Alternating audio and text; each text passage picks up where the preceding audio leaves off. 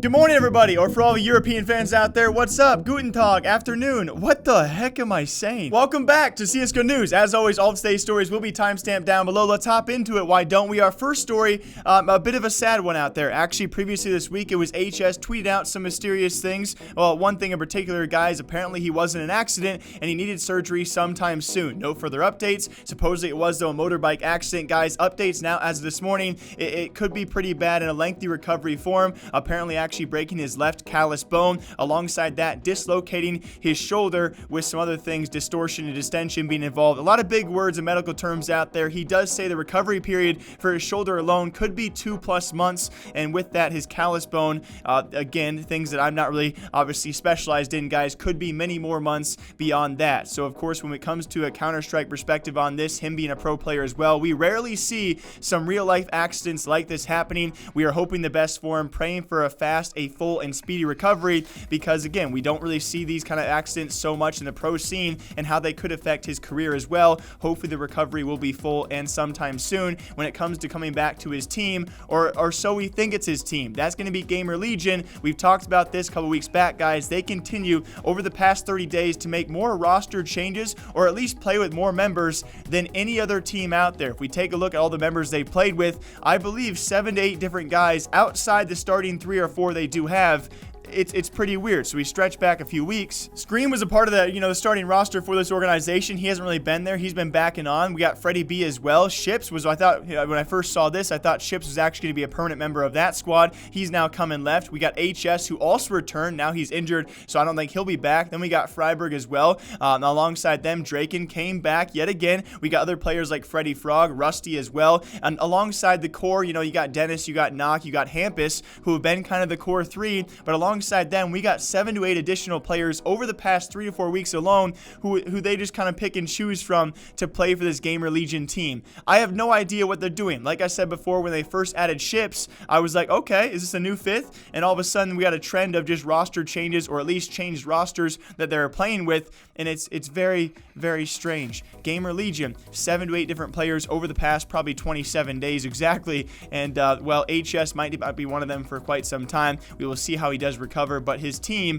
they keep on making changes. And speaking of changes out there, we talked about Get Right leaving NiP for the first time in over 2,500 days. He has stepped away from the organization within 24 hours. They have now filled his spot, guys. The brand new Opper will be Twist, should join this roster. And yes, if you guys are wondering why this sounds so familiar, I believe it was supposed to happen, rumored possibility, back during the Swedish trifecta days. Godsend alongside Fnatic and NiP, they were kind of considering trying to have this trifecta of roster changes, I believe a couple years back. Ended up just being pretty much Fnatic and a Godsend kind of swapping back and forth players. Twist was one of those guys, and he has now finally joined this new NiP lineup. I say this, and I know you guys will judge me about this, but when I look at this new NiP roster, I think Plopsky was a great pickup from that ancient lineup who was kind of screwed over by that trade. They are certainly making needed changes. I don't know if they're the changes that people expected, especially with a guy like Twist being announced. We will see how he fits the role of this supposedly the biggest Swedish organization out there, in terms of how Fnatic is doing, NiP is doing, kind of waning on the results that we have seen so far. And I say this very darefully because we have a legendary organization making roster changes like that of Virtus Pro, right? Some big shifts in their lineups are certainly coming, and hopefully this will be an updated roster that maybe stays for quite some time. NiP right now, kind of like this. Virtus Pro, kind of like this after V4. I think NiP are trying to avoid, of course, becoming the new Virtus Pro when they let go of some of their legendary guys. NiP fanboys are going to be like, Jake, you're an idiot. What are you talking about? They're not going to be that bad, which you're probably right. It's tough to be as bad as Virtus Pro was during their huge fall off. I'm just saying, after V4 Festival, Virtus Pro, and after the major, NiP. All right, that's all I'm saying. I'm not trying to hate on anybody, guys. Let's talk about who's being hated on, though. That's going to be Karrigan, who tweets out a simple joke. If you guys saw FaZe at ESL 1 New York, their opening series, their first brand new series with Brokey alongside Coldzera, Niko sucked. Based off Niko standards, based off any player standards, he has now taken the IGL reins, and it looks very familiar. He sucked. Map 2 Vertigo, he went 3-18. There's no denying that, guys. Karrigan makes a simple joke about it because he used to play with the guy when Karrigan was the IGL, and people hated on Karrigan, and somehow people take this tweet and think he's being serious. He's not being serious, guys. He's joking.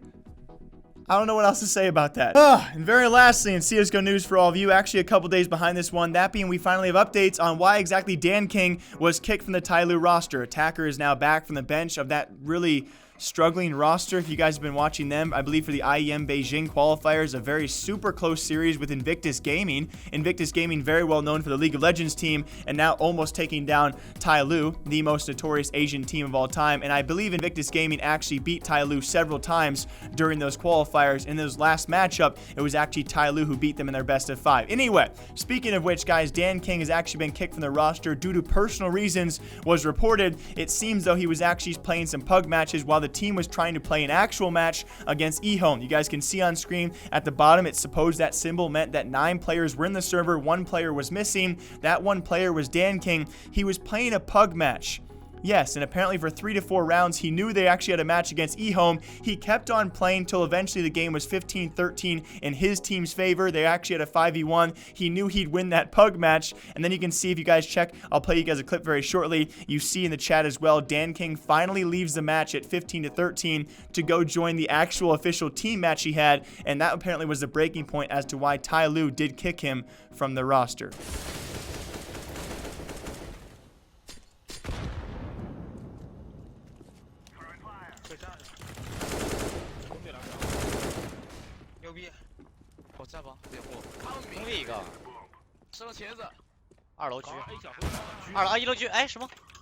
You know, I'm not a pro player, guys. I suck at CS. A lot of you guys do know that. So, you know, I can only take this for what it's worth. I thought people really blew out of proportion. The fact that he was kicked for this, there must have been more. Now, I know a lot of you guys are probably going to say, yes, if you're any kind of team out there, tier 1, 2, 3, whatever you are, ESEA Mountain Dew League, if you're an ESL Pro League, if you are a professional team out there and you have a player that's not showing up to official matches to play a pug match, you're probably going to kick them. But at least for me, from an outside perspective, it seems like that one instance, maybe it's a timing issue, maybe he just had no idea. It seems very unprofessional, right, guys? But there had to be a lot more about that. We've heard some rumors about apparently personality clashes, mood clashes apparently with Danking and the rest of the roster. I'm sure there was more that led up to it, not just this one instance, but this one instance is very bad. Just curious what you guys think about that. And that is going to be CSGO news for the entire week. What an insane week we had. I talked about yesterday, guys, the International CSGO Day. We've had an insane week. I couldn't have covered this. I couldn't have had any more fun covering this kind of scene out there, especially alongside that. Giant esports and gaming news out there as well. A great week for gaming, a great week for CSGO, and a great week for other esports as well. I really enjoyed breaking it down. Thank you guys for all leaving comments, all leaving likes, all subscribing. You guys are dope. I will see you back here Monday. I do have a few videos coming out this weekend, but more importantly, I'll be back here Monday, guys, breaking down other results in CSGO news as well. Until then, take care. Have a great weekend, okay? Bye.